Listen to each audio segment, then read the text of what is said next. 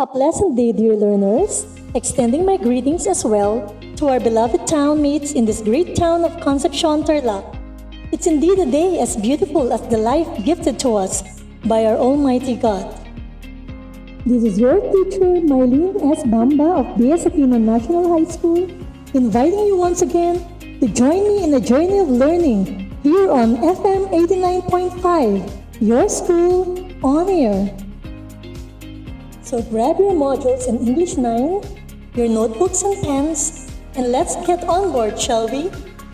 Today's lesson, as we employ the appropriate communicative styles for various situations, you are expected to define consultative speech style, determine the characteristics of the consultative speech, and distinguish the difference between all communicative styles by citing situational examples for each style of communication. In previous discussions, you have learned that in communication, the language you use to convey a message depends on the relationship with the person you are addressing and the social situation or occasion you are in. You speak differently in different social contexts. For example, you use an intimate style when talking to your best friend about your dreams and goals in life. On the other hand, you use a casual or informal style when talking to your classmate about what you did last summer. For today's lesson, we are going to focus on the consultative style of speech. Consultative style is considered to be the most operational style among other styles. It is used in a semi-formal situation where a speaker needs to provide background information because the listener or addressee may not be able to understand without it. In return, the listener participates continuously by giving feedback. Thus, both the speaker and the listener are active participants. Consultative speech style has 5 characteristics. Number 1, it is the most operational style. Operational in communication means the active participation of both parties in the dialogue, the listener and the speaker. Second, interruptions are allowed. Because it is semi-formal and it's consultative speech, the addressee and the listener can interrupt each other when deemed necessary in the conversation. Third, it is used in semi-formal communication. A semi-formal style is used for communicating with people you do not know well or who are outside your regular working relations. Messages written in this style are similar to business letters. They are concise and informative. 4. The speaker does not usually plan what he or she wants to say. Basically, consultative speech is a conversation between two parties, and conversation, as we know, is the most common kind of spontaneous speech. And number 5, sentences tend to be shorter. As I mentioned earlier, the consultative style is the normal style for speaking to strangers or persons who are neither acquaintances nor friends or relatives. Example, in a dialogue or interview. Let's listen to an example of a conversation between a doctor and a patient. Good morning, Dr. Gomez. Good morning, Linda. What seems to be the problem? I've been getting severe headaches. How long have you had these headaches? Are these headaches constant or do they come and go? Constant. I see. Have you been feeling nauseated and had uncontrollable eye movements too? Yes, I have actually.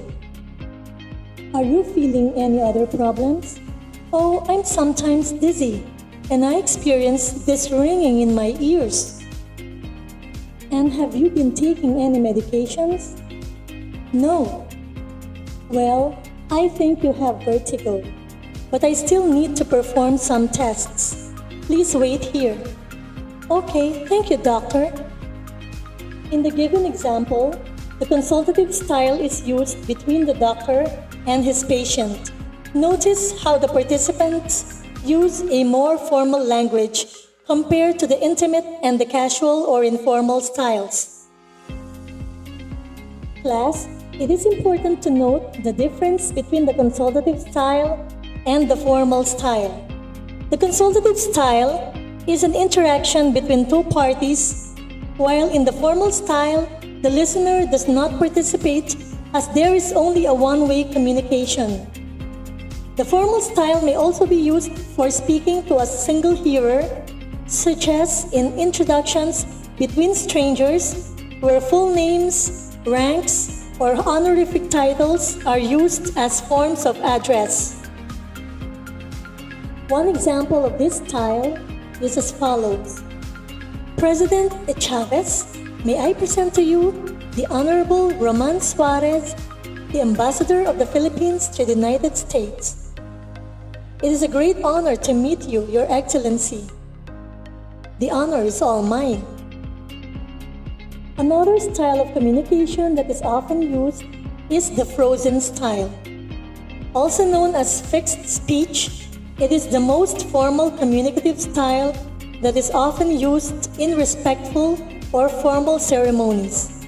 It uses the complex sentence structure and vocabulary known only to experts in a particular field.